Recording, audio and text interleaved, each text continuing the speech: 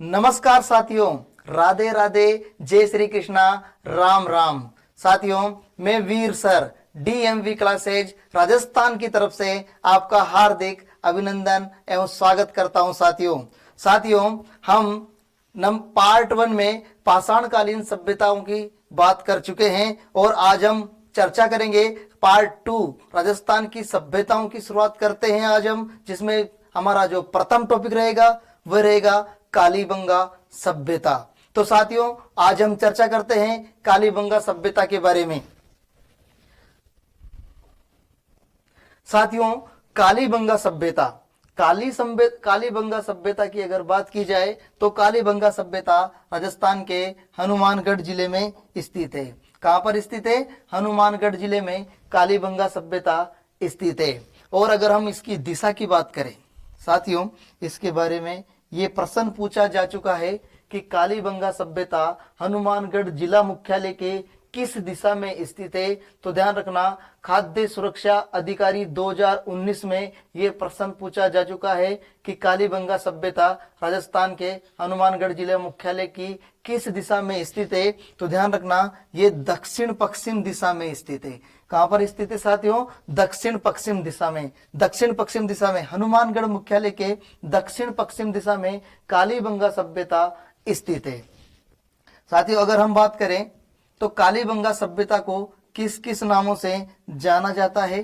तो कालीबंगा सभ्यता को निर्धन सभ्यता के नाम से जाना जाता है, दीनहीन बस्ती के नाम से जाना जाता है। क्योंकि इसको निर्धन सभ्यता या दीनहीन बस्ती इसलिए कहते हैं क्योंकि यहाँ पर हमारे को जो भवन निर्माण थे, यहाँ पर जो दुर्ग निर्माण थे, यहाँ की जो रक्षा प्राचीर यानी सुरक्षा की जो दीवारें थी, इन सभी में कच्ची ईंटों का प्रयोग होने के कारण इन्हें दीनहीन बस्ती या निर्धन सभ्यता के नाम से भी जाना जाता है।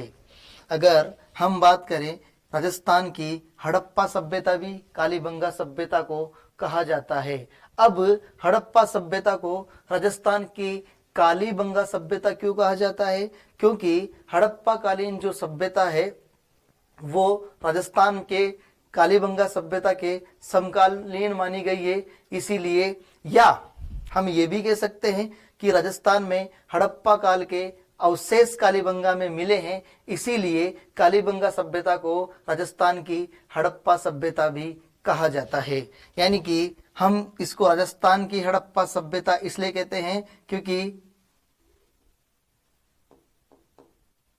हड़प्पा काल के सर्वाधिक अवशेष मिलने के कारण, हड़प्पा काल के सर्वाधिक अवशेष मिलने के कारण, अवशेष मिलने के कारण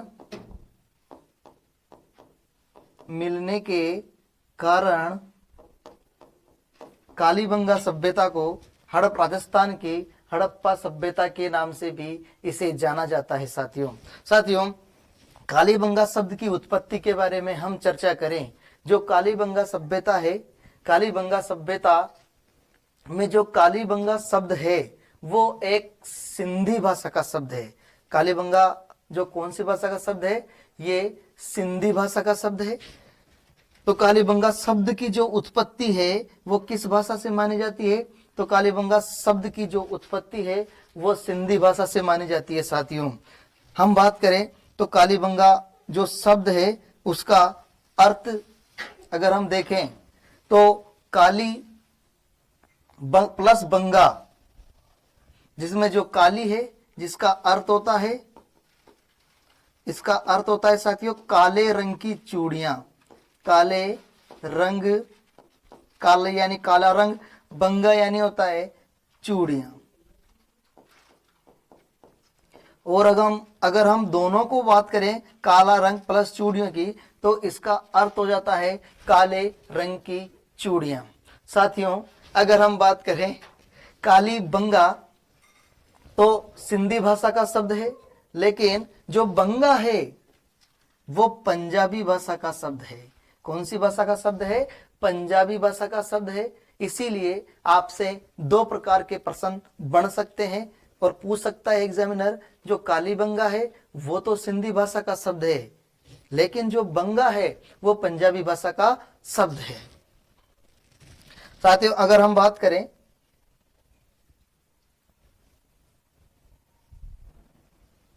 सभ्यता की, अगर प्रामाणिकता की बात करें तो सभ्यता की प्रामाणिकता में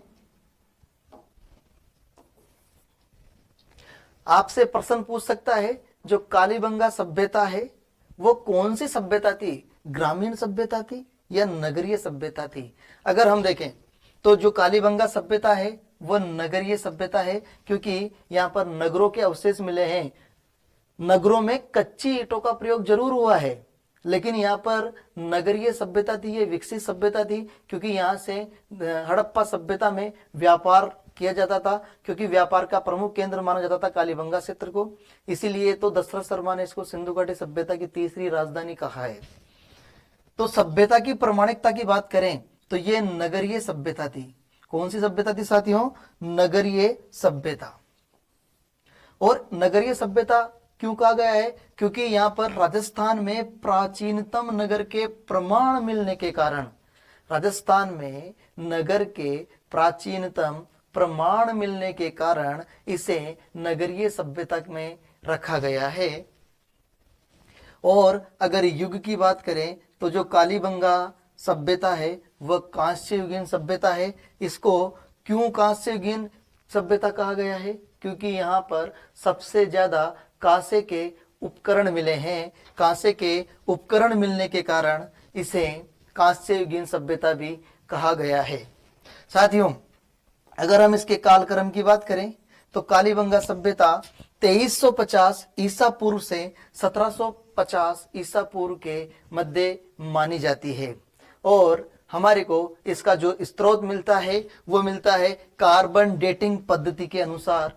कार्बन डेटिंग पद्धति के अनुसार ये सभ्यता 2350 से 1750 ईसा वर्ष पूर्व मानी गई है। और हमारे माध्यमिक शिक्षा बोर्ड राजस्थान अध्ययन कक्षा 10 उसमें यह भी लिखा हुआ है कि जो कालीबंगा सभ्यता है, कालीबंगा सभ्यता आज से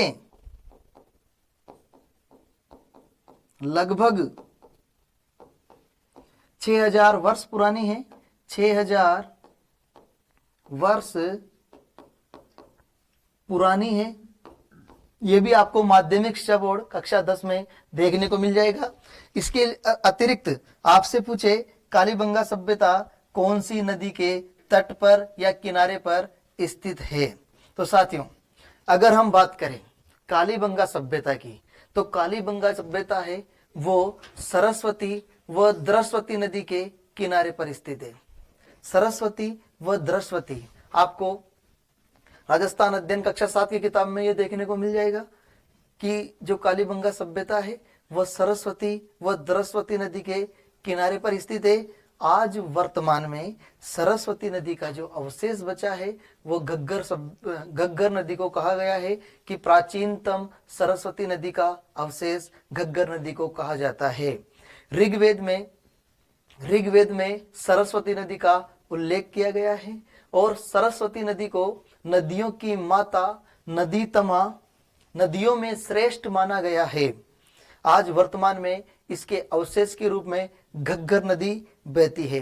तो परीक्षा में अगर प्रश्न आ जाए कि निम्नलिखित में से कालीबंगा किस नदी के किनारे पर बसी हुई है, तो साथियों अगर मान लो प्रथम ऑप्शन रहे Saraswati, option B Ghaggar, option C Drasvati, option D कोई दूसरी नदी दे दे और फिर उसके बाद प्रश्न बढ़ने लगे 1, 2, ऑप्शन बी 1, 2 व 3, ऑप्शन सी 1, 2, 3, 4 और ऑप्शन डी एन और टी, नन ऑफ दीज, इनमें से कोई नहीं, तो फिर हमारा जो प्रश्न बनता है उसमें तीनों ही आंसर होंगे।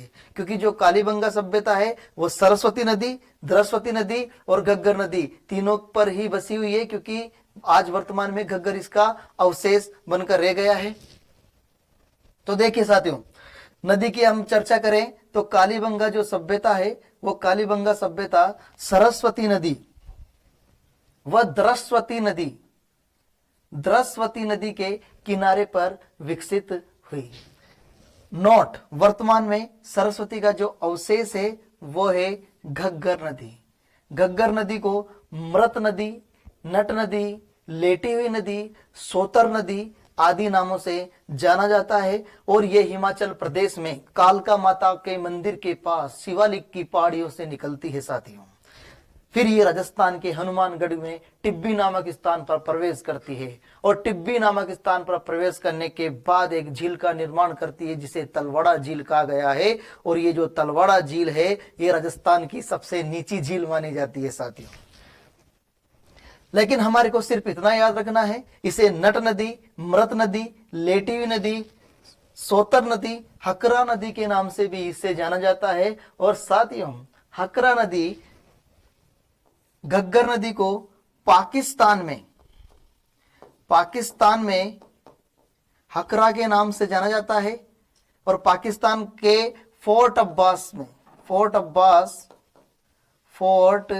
अब्बास तक ये नदी जाती है और यहां पर इसको हकरा के नाम से जाना जाता है। लेकिन आपको एक बात और याद रखना है साथियों, ये जो घग्गर नदी है, घग्गर नदी के किस तट पर या किस दिशा में कालीबंगा सभ्यता स्थित है, तो ये भी एक अपने आप में प्रश्न है। ये जो हमारी घग्गर नदी है यहाँ हिमाचल प्रदेश से यहाँ से निकल रही है, फिर ये राजस्थान में प्रवेश करती है हनुमानगढ़ के टिब्बी नामक स्थान पर। और यहाँ पर हम बात करें तो ये कालीबंगा है, कालीबंगा। अब साथियों आपसे अगर कोई प्रश्न पूछे कि जो कालीबंगा सभ्यता है वो घग्गर नदी के किस तट पर या किस किनारे पर स्थित है, तो आपके दिमाग में हमेशा यही चलता रहेगा कि कौन सी दिशा में हो सकती है। तो देखो यहां पर मैंने एक नक्शा बनाया है, इसमें ये घग्गर नदी बह रही है, तो जहां से हम चल रहे हैं तो ये तो हमारे लिए हो गया दायां तट और ये हो गया बायां तट। तो देखो साथियों पहला प्रश्न तो ये बन जाता है कि जो कालीबंगा सभ्यता है वो घग्गर नदी के बाएं तट पर स्थित है। तो यहां पर देखो मैंने लिखा है बायां तट। अब ये इधर का जितना भी क्षेत्र रहेगा वो बायां तट ही रहेगा। पहला प्रश्न कंप्लीट। उसके बाद फिर घग्गर नदी के कौन सी दिशा में स्थित है, तो ये हमारी दिशा हो गई दक्षिण दिशा।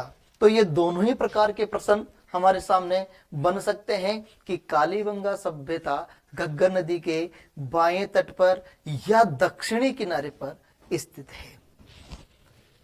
साथियों अगर हम बात करें कालीबंगा सभ्यता की पहचान की, अब कालीबंगा सभ्यता की पहचान, सबसे पहले कालीबंगा सभ्यता को किसने पहचाना, वहां पर जो छिपे हुए अवशेषों को सबसे पहले किसने देखा, तो हम उसकी बात करते हैं एलपी टेस्टिटोरी की।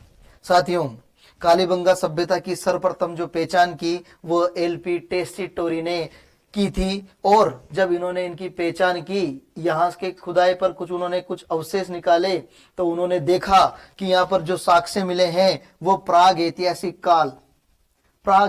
काल का मतलब सिंधु घाटी सभ्यता के अवशेष और मौर्य काल से भी पुराने यानी कि पूर्व मौर्यकालीन अवशेष यहाँ पर देखने को मिले हैं साथियों।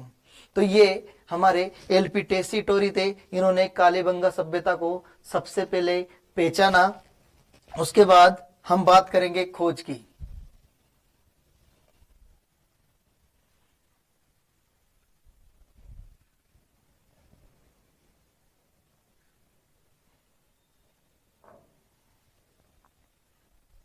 साथियों अगर हम खोज की बात करें तो कालीबंगा सभ्यता की जो खोज की वो अमलानंद घोष ने की। साथियों किसने की, अमलानंद घोष ने कालीबंगा सभ्यता की खोज की। और कालीबंगा सभ्यता की खोज अमलानंद घोष ने कब की, 1952 में अमलानंद घोष ने कालीबंगा सभ्यता की खोज की है। साथियों अमलानंद घोष ने 1952 में कालीबंगा सभ्यता की खोज की। कब की, 1952 में साथियों। उसके बाद देखिए साथियों अगर उत्खनन की बात करें तो कालीबंगा सभ्यता का उत्खनन कब से लेकर कब तक हुआ, तो कालीबंगा सभ्यता का जो उत्खनन हुआ वो 1961 से लेकर 1969 तक हुआ है। 1961 से 1969 तक कालीबंगा सभ्यता का उत्खनन हुआ है। अब उत्खनन कितने सत्रों में हुआ? अगर हम बात करें 1961, 62, 63, 64, 65, 66, 67, 68, 69, यानी कि हमारे पास 9 सत्र यानी 9 वर्षों तक इसका उत्खनन चला है, क्योंकि 1961 में भी तो उत्खनन हुआ है ना। तो इसीलिए परीक्षा में प्रश्न पूछ ले जाए कि कालीबंगा सभ्यता का उत्खनन कितने सत्रों में हुआ, तो सत्रों की बात आ जाए तो 9 सत्रों में इसका उत्खनन देखने को मिलता है। 9 सत्र कह सकते हो आप या 9 सोपान कह सकते हो, यह भी प्रश्न बन सकता है साथियों। कितने सत्रों में कालीबंगा सभ्यता का उत्खनन किया गया है? तो कालीबंगा सभ्यता का जो उत्खनन किया गया है वो 9 सत्रों या 9 सोपानों में किया गया है।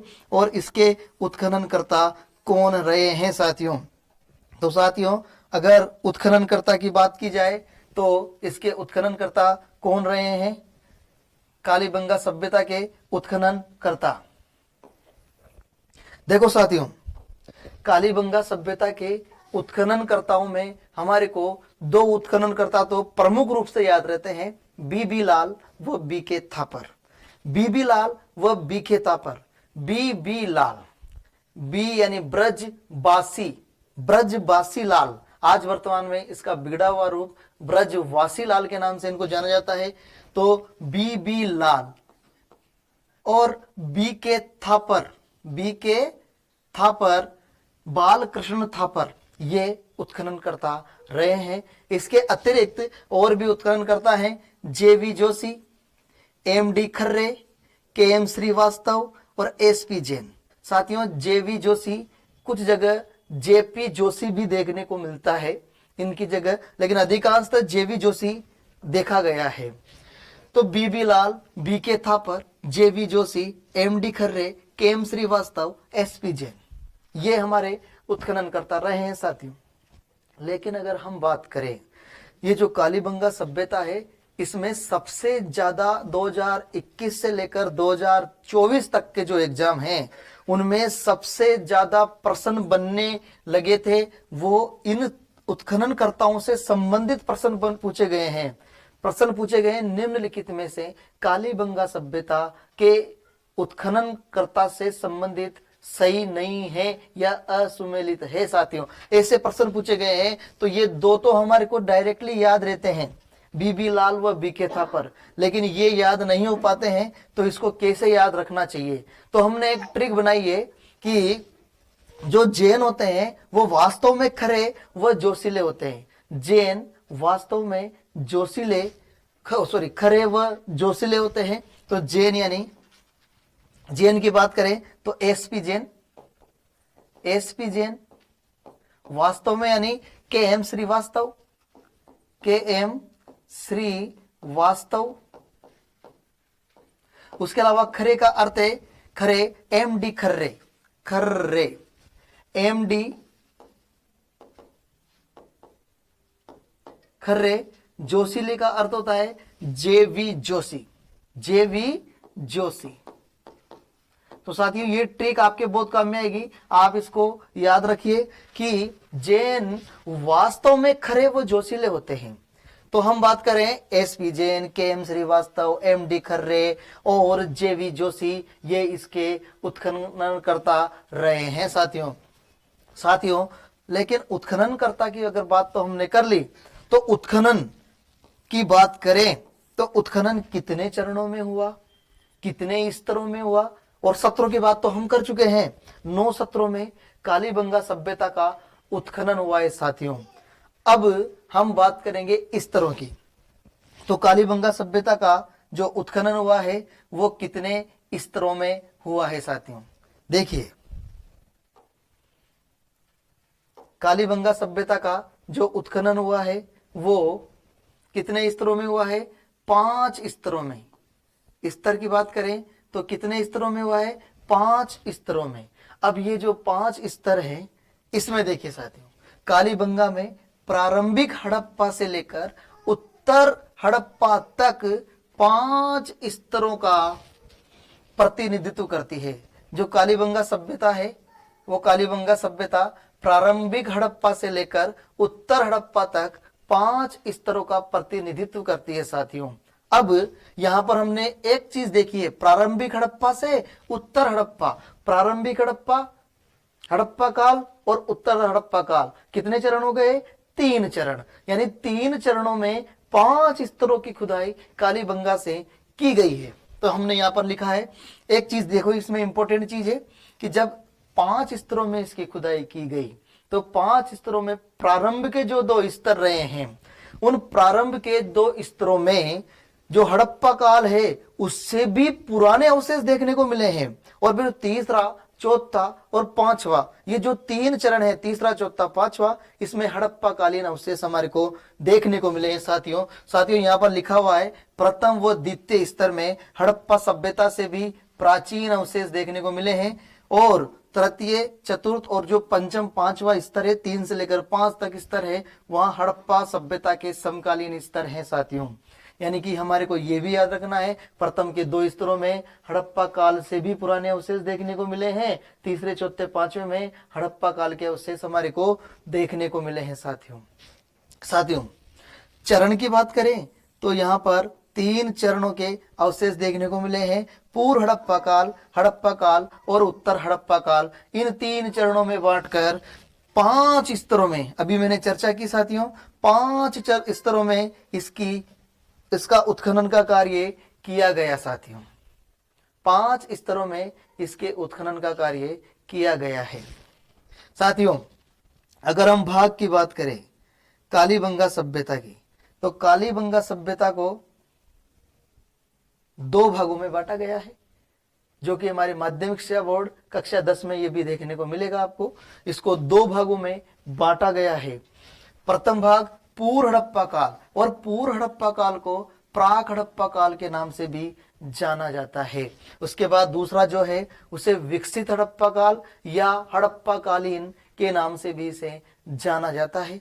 और जब हम आगे इनके अवशेषों की बात करेंगे तो अवशेषों में हमारे को इन दोनों को प्रमुख रूप से पढ़ना पड़ेगा, क्योंकि परीक्षाओं में इनसे संबंधित भी प्रश्न पूछे गए हैं। जैसे जूते हुए जो खेत है वो किस काल के थे, प्राक हड़प्पा काल के थे या विकसित हड़प्पा काल के थे, ऐसे प्रश्न भी हमारे को देखने को मिले हैं साथियों। तो अगर हम कालीबंगा सभ्यता की बात करें तो कालीबंगा सभ्यता के बारे में किसी ने कुछ कथन भी कहे होंगे कि कालीबंगा सभ्यता तो सिंधु घाटी सभ्यता की तीसरी राजधानी रही है। ये किसने कहा? ये हमारे दशरथ शर्मा ने कहा है। प्रोफेसर दशरथ शर्मा ने कालीबंगा सभ्यता को सिंधु घाटी सभ्यता की तीसरी राजधानी कहा है। तो कथन की अगर हम बात करें, कालीबंगा सभ्यता को सिंधु घाटी सभ्यता की तीसरी राजधानी, सिंधु घाटी सभ्यता की तीसरी राजधानी रही है कौन? कालीबंगा। कालीबंगा को सिंधु घाटी सभ्यता की तीसरी राजधानी किसने कहा साथियों? वो कहा है दशरथ शर्मा ने। किसने कहा है साथियों? दशरथ शर्मा ने कालीबंगा सभ्यता को सिंधु घाटी सभ्यता की तीसरी राजधानी कहा है साथियों। अगर हम कालीबंगा सभ्यता के प्रमुख व्यवसाय की बात करें तो इनका प्रमुख व्यवसाय है व्यापार करना, और व्यापार इनका प्रमुख व्यवसाय है। इसीलिए तो दशरथ शर्मा ने कह दिया कि जो सिंधु घाटी सभ्यता है वो तो तीसरी राजधानी है। क्यों? क्योंकि ये आपस में व्यापार करते थे और व्यापार के माध्यम से इनका प्रमुख व्यवसाय व्यापार था, और सिंधु घाटी सभ्यता के लोगों का प्रमुख व्यवसाय भी व्यापार ही था। देखो साथियों, कालीबंगा सभ्यता से संबंधित संग्रहालय, अब संग्रहालय में नंबर 1 और एक ही संग्रहालय कालीबंगा संग्रहालय।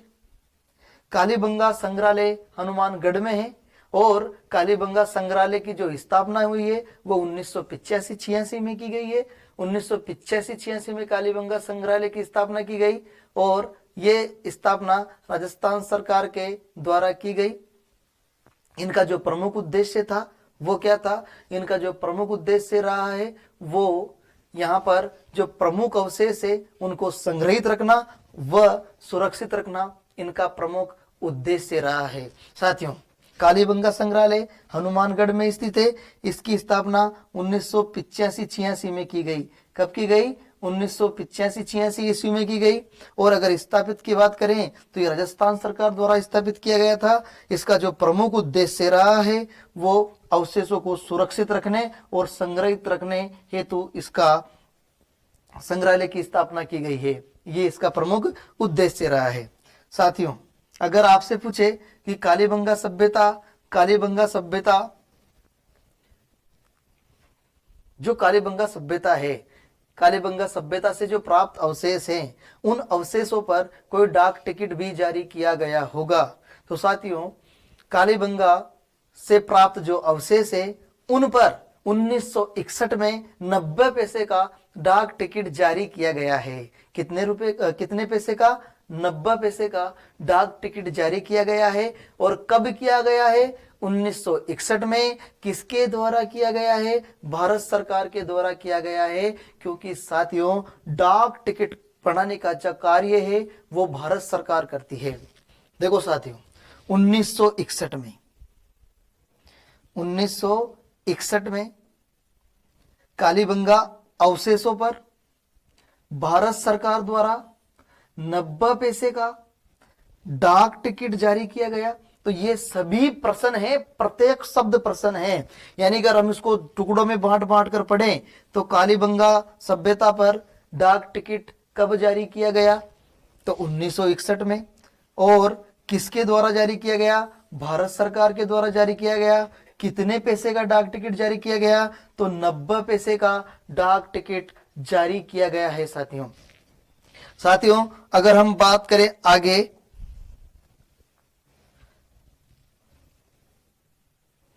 तो कालीबंगा जो सभ्यता है, इस कालीबंगा सभ्यता की प्रमुख विशेषता क्या क्या रही हैं? तो इनकी विशेषताओं की अगर बात करें साथियों, तो पहली विशेषता तो स्वतंत्र भारत का प्रथम स्थल, जिसका स्वतंत्रता के बाद पहली बार उत्खनन किया गया। और अगर दूसरे की बात करें तो वो है रोपड़। अगर हम प्रथम स्थल की बात करें स्वतंत्रता के बाद जो उत्खनन किया गया वो कालीबंगा सभ्यता है स्वतंत्रता के बाद। और दूसरा जो स्थल रहा है वो रहा है रोपड़। और ये रोपड़ आप जानते हैं पंजाब में स्थित है। ये सभ्यता आज से 6000 वर्ष प्राचीन मानी जाती है। साथियों, जब कार्बन डेटिंग पद्धति हम पढ़ रहे थे तो कार्बन डेटिंग पद्धति में मैंने आपको बताया था कि जो कालीबंगा सभ्यता है वो आज से 6000 वर्ष पुरानी मानी जाती है। इसके अतिरिक्त कालीबंगा सभ्यता से प्राप्त अवशेष कौन कौन से मिले हैं? साथियों, इन अवशेषों को पढ़ने से पहले मैं आपको एक बात बता देना चाहता हूं। जो हमारी कालीबंगा सभ्यता है, उस कालीबंगा सभ्यता से जो हमारे को अवशेष मिले हैं वो तो हम आसानी से डायरेक्ट सभी अवशेषों को एक साथ रखकर हम पढ़ सकते हैं कि यहां से ये अवशेष मिले हैं। लेकिन आजकल एग्जामिनर बहुत शातिर हो गया है, हमसे 2 कदम आगे चलने लगा है। एग्जामिनर आजकल अवशेषों को जो 2 भाग हैं उनमें से भी प्रश्न पूछने लगा है। जैसे हम बात करें, मैंने कहा था सबसे पहले कि अवशेष पढ़ेंगे तब 2 भाग, एक प्राक हड़प्पा कालीन यानी हड़प्पा से पूर्व काल के अवशेष, और दूसरा है हड़प्पा काल के अवशेष यानी विकसित हड़प्पा कालीन अवशेष। इनमें से भी प्रश्न पूछ सकता है कि कौन सा जो अवशेष है वो प्राक हड़प्पा कालीन है या कौन सा अवशेष है जो विकसित हड़प्पा कालीन है। इसलिए साथियों, अवशेष पढ़ने से पहले ये भाग वापस में लिख रहा हूं आपके सामने कि जो 2 भाग बांटे गए हैं, एक नंबर ए प्राक हड़प्पा कालीन या पूर्व हड़प्पा कालीन अवशेष। तो साथियों, इनकी चर्चा करेंगे हम, क्योंकि इनमें से सबसे ज्यादा प्रश्न बनने लगे हैं आजकल और बड़े एग्जामों में इन्हीं में से प्रश्न पूछा जा रहा है। आप में से यदि कोई आरएस की तैयारी कर रहे हैं तो उनके लिए ये जो कालीबंगा है ये महत्वपूर्ण टॉपिक साबित हो सकता है और वरदान का काम करेगा साथियों आपके लिए। ये प्राक हड़प्पा कालीन या पूर्व हड़प्पा कालीन अवशेष,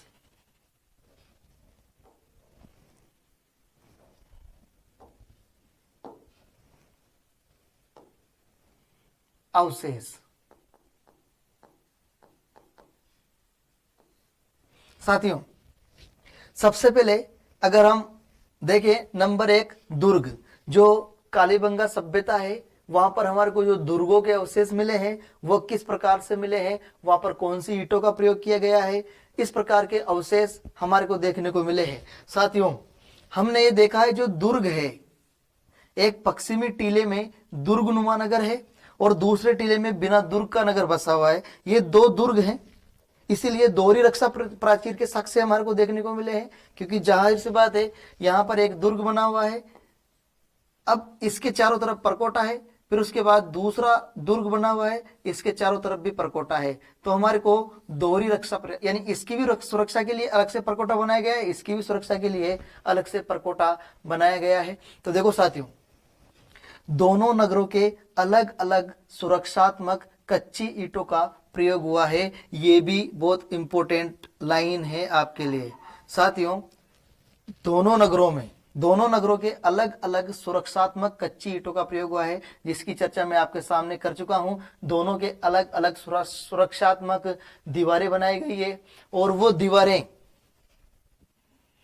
दीवारें कच्ची ईंटों से बनाई गई है। किससे बनाई गई है? कच्ची ईंटों से, क्योंकि इनमें कच्ची ईंटों का प्रयोग किया गया है साथियों। उसके बाद देखिए साथियों, एकमात्र सभ्यता जिसकी मैं चर्चा कर रहा था अभी, एकमात्र सभ्यता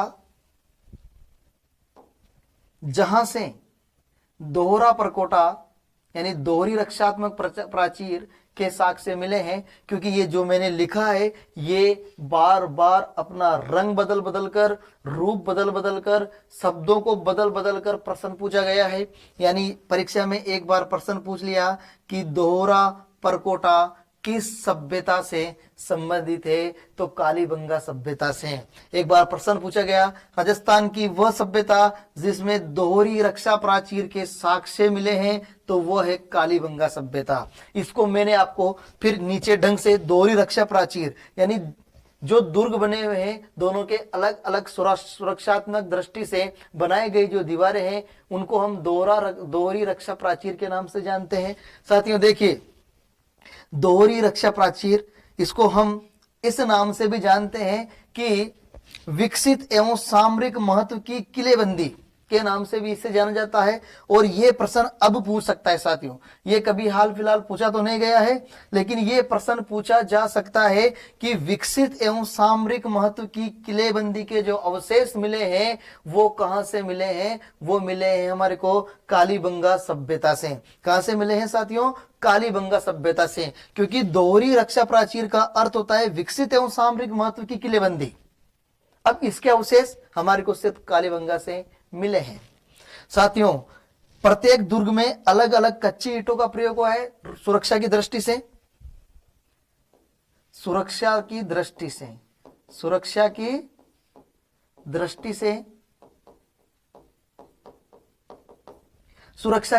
से यहां पर कच्ची ईंटों का प्रयोग किया गया है, और प्रत्येक दुर्ग के चारों ओर परकोटा बनाया गया है, जिसमें प्रत्येक के अलग अलग परकोटे थे। उसमें हमारे को यहाँ पर रक्षा प्राचीर बनाई गई थी, इसमें भी रक्षा प्राचीर थी सुरक्षा की दृष्टि से, और इसमें भी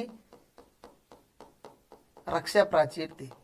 तो अलग अलग सुरक्षा प्राचीर हो गई, तो दोनों को मिलाकर हम दोहरी रक्षा प्राचीर कहे हैं।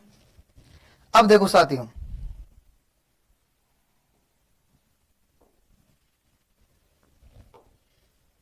नगर निर्माण की बात करें तो नगर निर्माण में देखिए कालीबंगा सभ्यता के लोग नगरों का निर्माण किस प्रकार करते थे, किस प्रकार सड़कें बनाते थे, किस प्रकार उनके भवन होते थे, उनकी हम चर्चा करेंगे। नगर निर्माण, सबसे पहली लाइन और प्रथम शब्द आपके लिए बहुत इंपॉर्टेंट होगा साथियों। यहां पर प्रश्न में पहली लाइन लिखिए, सम चतुर्भुजाकार दोहरी रक्षा प्राचीरों का निर्माण कच्ची मिट्टी की ईंटों से किया गया। तो पहला प्रश्न तो यही बन सकता है कि जो हमारे दोहरी रक्षा प्राचीर थी वो किस आकार में थी? सम चतुर्भुज आकार में। किस आकार में थी साथियों? सम चतुर्भुज आकार में। रक्षा प्राचीर कौन सी थी? दोहरी रक्षा प्राचीर किस आकार में थी? सम चतुर्भुज आकार में थी साथियों। इसका निर्माण किससे किया गया है? कच्ची मिट्टी की ईंटों से किया गया है। किससे किया गया है साथियों? कच्ची मिट्टी की ईंटों से इसका प्रयोग किया गया है साथियों। उसके बाद कच्ची मिट्टी के ईंटों का आकार कितना था, यह भी बहुत मोस्ट प्रश्न बनता है। जो यहाँ पर कच्ची मिट्टी की ईंटों का प्रयोग किया गया है वो उसका आकार कैसा था? 30 into 20 into 10 centimetre. 30 into 20 into 10 centimetre इस परकोटे में जो कच्ची ईंटों का प्रयोग किया गया उसका आकार है साथियों। उसके बाद आपसे प्रश्न ये भी पूछ सकता है, जो नगर निर्माण में जो दुर्गों का निर्माण किया गया था, उन दुर्गों के निर्माण में जो ईंटों का प्रयोग किया गया था, वो जो कच्ची ईंटें थी उनको सुखाकर, सूर्य के ताप से सुखाकर फिर उनका प्रयोग किया गया है साथियों। तो यहां पर कहा गया है दुर्गों का निर्माण सूर्य तापी ईंटों से किया जाता था और दुर्ग क्षेत्र का ही भागीकरण कालीबंगा के अतिरिक्त कहीं देखने को नहीं मिलता है। दुर्ग क्षेत्र यानी दो दो दुर्ग हैं, दुर्ग दोनों के दोनों दुर्ग हैं, बीच में दो भाग बना दिए और दोनों के अलग अलग प्रकोटे यानी सुरक्षा की दृष्टि से रक्षात्मक प्राचीर बना दी। इसलिए इसके अतिरिक्त कहीं और देखने को नहीं मिलता है साथियों। उनके रहने के आवास कैसे थे? तो मकानों में भी किसका प्रयोग करते थे? कच्ची ईंटों का प्रयोग करते थे। दुर्ग में केवल यहाँ पर सूर्य तापी ईंटों का प्रयोग किया गया है, बाकी भवनों में कच्ची ईंटों का प्रयोग किया गया है। और जो मकान यानी भवन बनाए जाते थे उनके निर्माण हेतु ईंटों का जो समानुपातिक आकार था वो 3:2:1 था साथियों। तो आप इसमें भी यही निकाल सकते हो, तीनों की 0 काट दो, 1 2 3 यानी 3:2:1 अनुपात रह जाएगा साथियों। इसमें अगर हम आगे बात करें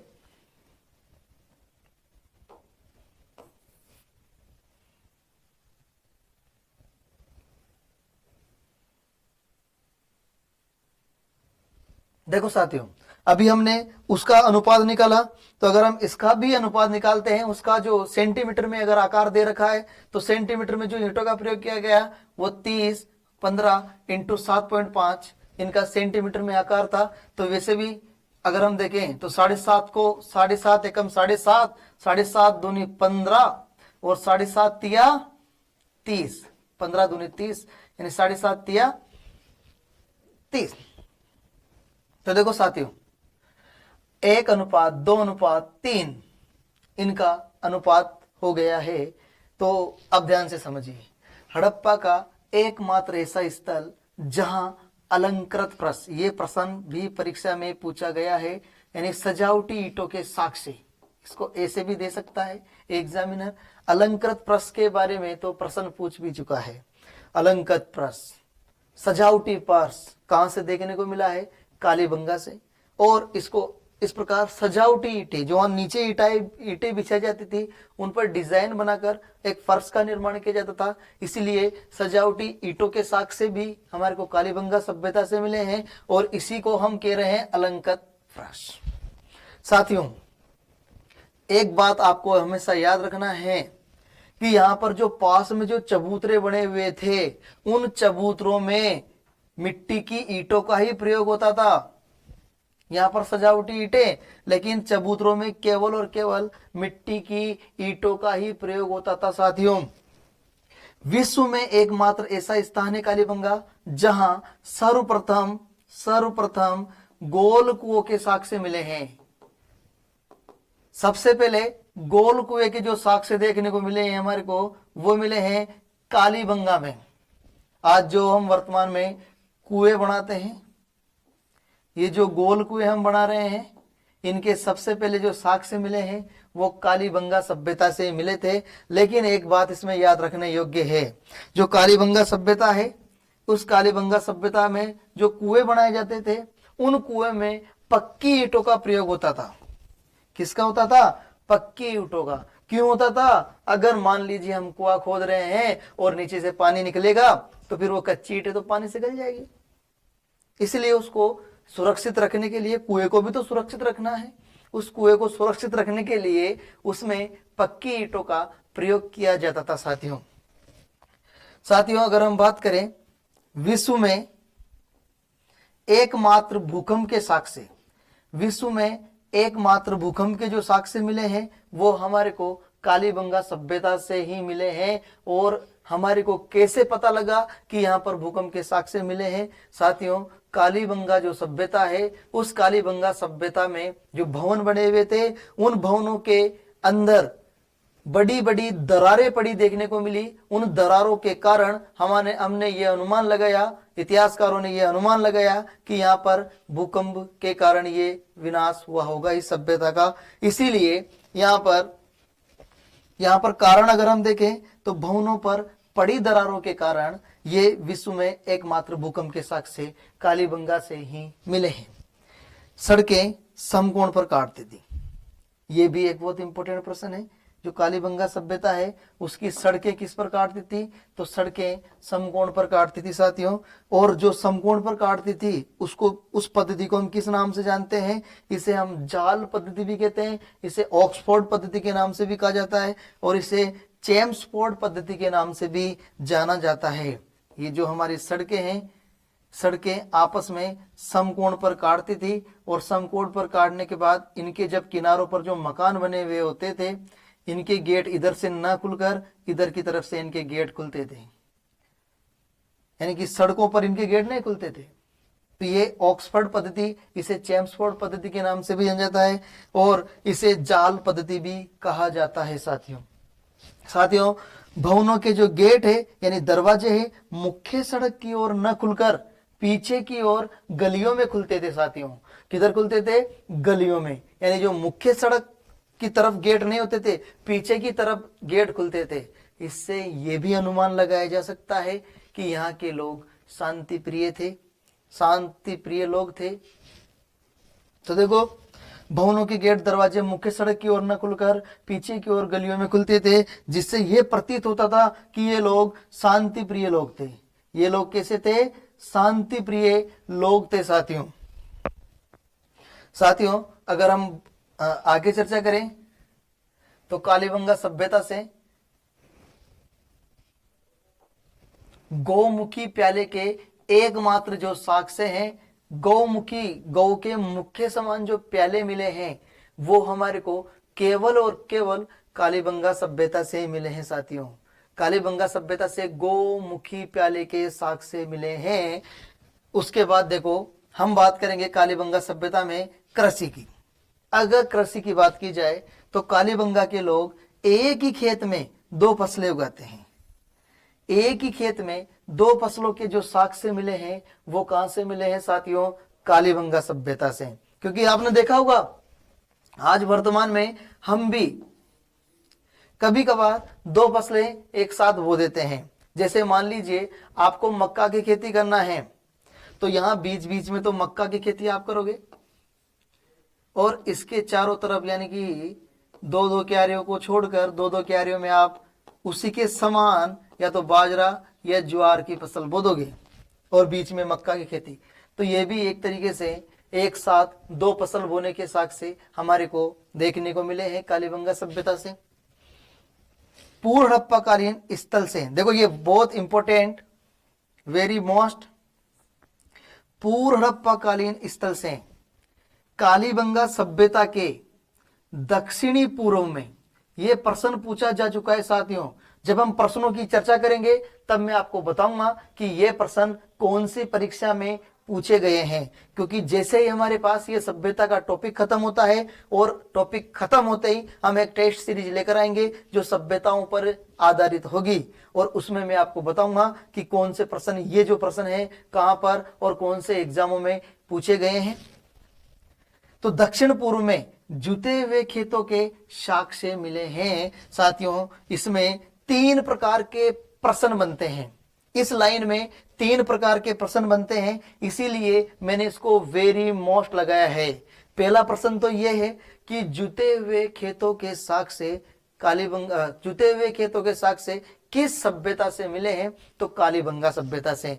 पहला प्रश्न कंप्लीट। दूसरा प्रश्न कि कालीबंगा सभ्यता के किस भाग में जुते हुए खेतों के अवशेष देखने को मिले हैं? तो इसका दूसरा प्रश्न ये बनकर तैयार हो गया, प्राक हड़प्पाकालीन यानी पूर्व हड़प्पाकालीन जो भाग है उससे ये जुते हुए खेतों के अवशेष देखने को मिले हैं। तीसरा तीसरा प्रश्न ये बनता है कि जो पूर्व हड़प्पाकालीन कालीबंगा सभ्यता के किस दिशा में जुटे हुए खेतों के साक्ष्य मिले हैं? तो दक्षिणी पूर्व दिशा में साथियों। कौन सी दिशा में मिले हैं साथियों? दक्षिणी पूर्व दिशा में। तो ये 3 प्रकार के प्रश्न इसमें से बन जाते हैं साथियों। अब देखो हल के निशान, हल हल हल हल तो देखो किसानों के पास ही होता है, हल किसानों के पास ही है और किसान खेती करते हैं, और इसीलिए हल के निशान कैसे हैं? खेत में ग्रीड पैटर्न यानी समकोण पर काटते हुए गर्तधारियों के निशान मिले हैं। तो ये मैं अभी आपको बता रहा था कि जब हम अकाई बुआई करते हैं तो ये लाइनें आपस में एक दूसरे को समकोण पर काट रही है, और इस प्रकार ये आज हम वर्तमान में अकाई बुआई भी कर लेते हैं। तो खेत में ग्रीड पैटर्न यानी समकोण पर काटते हुए जो गर्तधारियों के निशान मिले हैं हमारे को, वो मिले हैं मात्र कालीबंगा सभ्यता से। उसके अलावा अगर हम फसलों की बात करें, गेहूं के साग से, जौ के साग से, सरसों के साग से और चने के साग से यहाँ पर देखने को मिले हैं। और इंपॉर्टेंट बात, हल के निशान में हम यहाँ पर केवल हल के निशान की बात नहीं कर रहा हूं, यहाँ पर समकोण पर काटते हुए यानी गर्तधारियों के निशान मिले हैं हमारे को। अगर आपसे परीक्षा में पूछे नोट मिट्टी का हल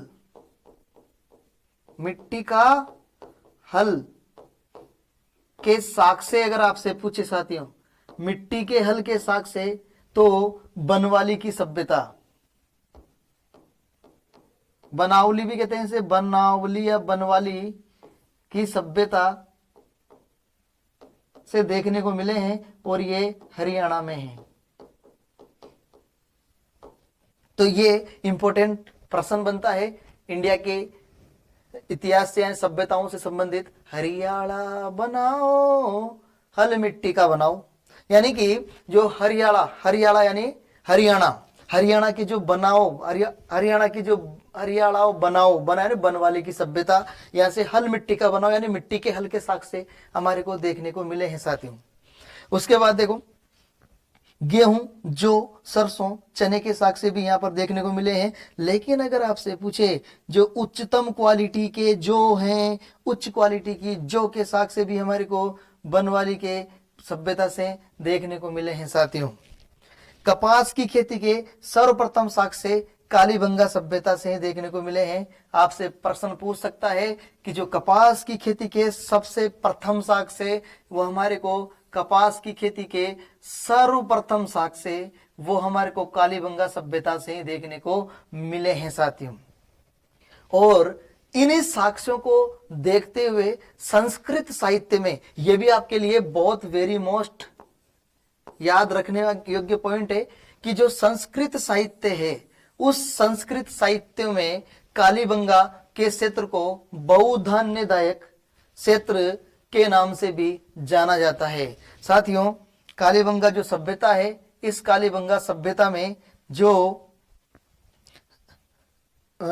इन अवशेषों के कारण जो हमारे को कपास के सबसे पहले साक्ष्य मिले, तो इनको देखते हुए कालीबंगा के जो क्षेत्र हैं, उस कालीबंगा के क्षेत्र को बहुधान्यदायक क्षेत्र के नाम से भी जाना गया है। इसे बहुधान्यदायक क्षेत्र कहा गया है, किसमें कहा गया है? संस्कृत साहित्य में। तो साथियों हम कालीबंगा सभ्यता का जो प्रथम भाग है, पूर्व हड़प्पाकालीन भाग, उस पूर्व हड़प्पाकालीन भाग के अवशेषों की चर्चा कर चुके हैं। और कल मिलते हैं हम अगली क्लास में, जो विकसित हड़प्पा काल या हड़प्पाकालीन अवशेषों के बारे में कल चर्चा करेंगे। थैंक यू, धन्यवाद। भारत माता की जय। जय हिंद।